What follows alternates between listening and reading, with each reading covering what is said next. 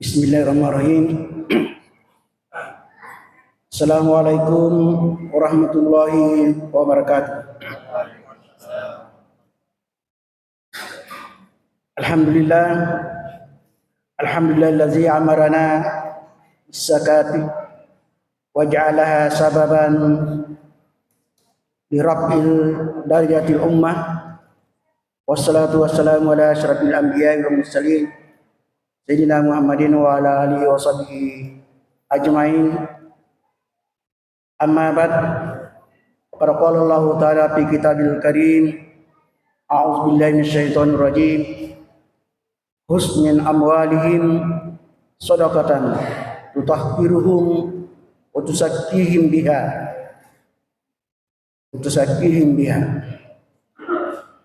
Hadirin sidang jamaah Isya dan Tarawih yang berbahagia, alhamdulillah, mari kita senantiasa panjatkan kehadirat Allah Subhanahu wa taala, di mana pada malam hari ini, malam yang ke-24, kita diberi nikmat kesehatan, nikmat kesempatan, sehingga dengan rasa keimanan bisa melaksanakan salat Isya dan insya Allah dilanjutkan dengan salat tarawih secara berjamaah. Begitu pula marilah kita mengirim salawat kepada Nabiullah Muhammad SAW, Nabi yang merupakan uswatun hasanah bagi sekalian manusia, khususnya kita umat Islam. Hadirin sidang jamaah Isya yang berbahagia, sebagaimana tema yang disampaikan oleh panitia tentang zakat fitri, keutamaan dan tujuan dan hikmahnya. Rasulullah SAW bersabda dalam salah satu hadisnya, katakan, qala Rasulullah SAW, man kana lahu sa'idun ala iyalihi fawajaba alaihi zakatul fitri. Yang artinya, barang siapa yang memiliki kelebihan dari kebutuhan keluarganya, maka ia wajib atasnya untuk membayar zakat fitrah. Ya. Jadi barang siapa yang memiliki harta melebihi dari kebutuhannya, maka dia wajib mengeluarkan zakat fitrah. Itu salah satu riwayat hadis yang diriwayatkan oleh Abu Dawud. Kalau kita melihat zakat fitrah ini adalah salah satu kewajiban bagi umat Islam, terutama yang berada di akhir bulan suci Ramadan. Kalau kita melihat dari teks hadis, ya. Karena kadang kita bertanya, kapan sebenarnya seseorang harus mengeluarkan zakat, khususnya zakat fitrah? Kapan sebenarnya kita harus melakukan atau mengeluarkan zakat fitrah?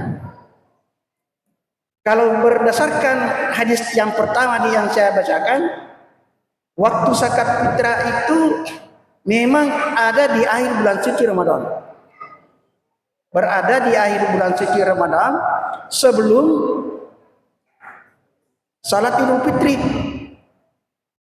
Sebelum salat Idul Fitri. Maka barang siapa yang berzakat di akhir bulan Ramadan sebelum Idul Fitri, maka zakatnya itu makbulah. Dalam hadis dikatakan seperti itu. Maka itu zakatnya dikabulkan. Dan barang siapa yang berzakat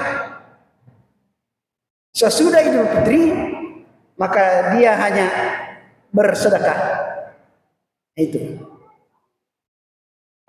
Sekarang pertanyaannya, mengapa banyak himbauan, ataukah khususnya dari majelis ulama kita justru menghimbau bagaimana kita mengeluarkan zakat fitrah secepatnya?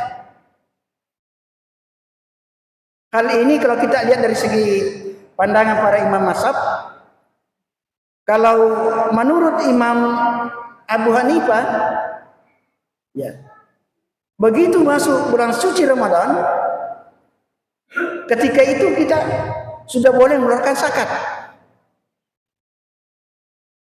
Akan tetapi kalau Imam Syafi'i mengatakan sebaiknya mengeluarkan zakat itu nanti setelah pertengahan bulan Ramadan. Rupanya ini yang kita banyak anut orang Indonesia. Karena memang pada umumnya kita dalam berpikir adalah berdasarkan Syafi'iyah, yaitu mereka mengeluarkan zakat mulai pada saat pertengahan bulan suci Ramadan, katakanlah tanggal 15, 16 dan seterusnya. Ya. Padahal hadis yang pertama tadi waktunya itu dikeluarkan. Nah, itu dalam rangka untuk kemaslahatan. Bahkan dalam satu hadis dia katakan keluarkanlah zakat fitrahnya 1 hari atau 2 hari sebelum Idul Fitri. Ah, inilah yang dijadikan dasar para imam mazhab kita, imam fikih kita, sehingga ada yang berpendapat mulai ketika masuknya bulan suci Ramadan, oleh Imam Syafi'i nanti pertengahan bulan Ramadan sudah boleh melakukan mengeluarkan zakat fitrah. Semuanya tujuannya adalah untuk kemaslahatan. Apalagi saat sekarang ini zakat fitrah sudah dikelola secara terorganisir melalui Basnas. Makanya jauh lebih bagus lagi kalau kita ingin mengeluarkan zakat dan dikelola dengan baik dan bisa sampai ke mustahiknya, itu jauh sebaiknya dilaksanakan lebih awal supaya ada kesempatan untuk mengelola apa yang telah dikeluarkan itu. Itu tujuan kemaslahatan yang ingin dicapai. Sehingga makna yaumun biyaumin ini 1 hari atau 2 hari kemudian itu artinya berdasarkan kelonggaran. Ya. Jadi kalau ada yang bertanya, kalau dalam salah satu hadis malah justru kita nanti di penghujung bulan Ramadan yang pasti sebelum Idul Fitri, itu memang salah satu hadis menyebutkan seperti itu. Tapi hadis dari An-Nafi meriwayatkan bahwa bisa 1 hari kemudian atau 2 hari kemudian. Nah, itulah yang dijadikan dasar oleh para imam mazhab mengundurkan atau lebih cepat. Apalagi kalau kita Indonesia yang banyak mengikuti Syafi'i itu 15 hari. Nah, sekarang pertanyaannya lagi, apa yang harus disakatkan? Apa yang harus disakatkan? Ya. Kalau dalam suatu hadis, yaitu adalah gandum, 1 sok gandum atau tamar, atau yang sejenis yang merupakan makanan pokok kita. Ya, kalau di tanah Arab ya, kalau bukan gandum, ya kurma. Berapa jumlahnya? 1 sok. Maka Imam Fikih sepakat bahwa bagi kita ini, kita harus berzakat sesuai dengan makanan pokok kita. Maka orang Indonesia berzakat dengan beras. Berapa jumlahnya? 1 sok. Ini juga bermacam-macam. Apa yang dimaksud dengan 1 sok? Artinya 1 ukuran. Ya. Kalau ukuran menurut Imam Syafi'i, yang dimaksud dengan 1 sok itu adalah kurang lebih 2,35 kilogram. Maka ulama mengkonversi menjadi 4 liter. Jadi kalau ada yang berzakat fitrah sudah 4 liter, itu sudah lebih dari 1 sok. Karena hanya mencucukkan atau menjaga ikhtiar lebih baik lebih daripada kurang. Ada biasa juga jamaah kita, dia betul bawa 1 sok kurang lebih 3 liter. Ditanya, Bu, kenapa zakatnya cuma 3 liter? Katanya kan 1 sok itu kurang lebih 3 liter lebih. Itu yang benar. Katanya kita harus ikhtiar, Bu, karena itu sah pendapat-pendapat ukuran-ukurannya harus Ya, mungkin di tempat kita ini juga biasa dapat ada jemaah 3,5 liter. Itu tidak salah, tapi pas-pas. Makanya ulama kita di Indonesia sepakat untuk menjaga kehati-hatian kita, maka dicukupkanlah 4 liter. 4 liter. Beras apa? Ya, tentu sesuai dengan ukuran jenis beras yang kita konsumsi tiap malam, tiap hari. Kalau berasnya beras mandi, ya beras mandi juga yang disegakkan. Jangan makan beras mandi, baru yang disegakkan beras dolok.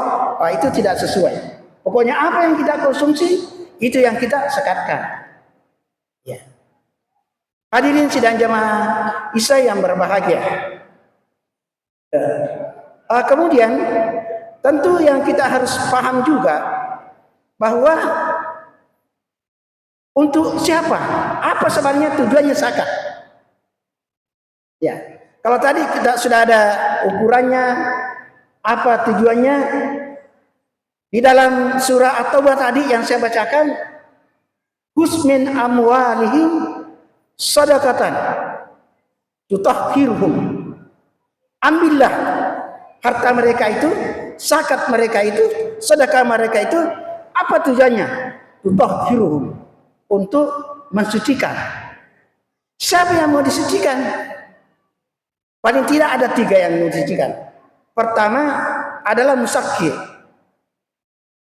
Untuk apa disucikan para musakki?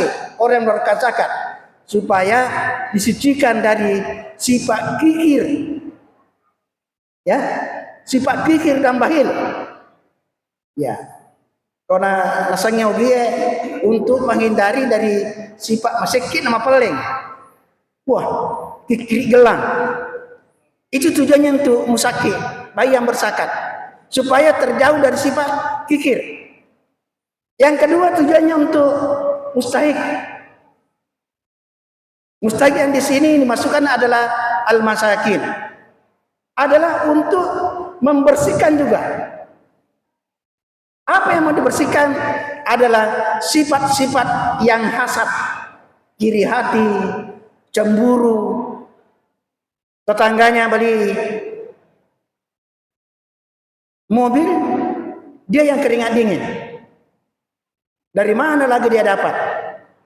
Supaya dia juga bersih dari sifat rasa iri, dengki dan cemburu, berikanlah haknya supaya juga suci.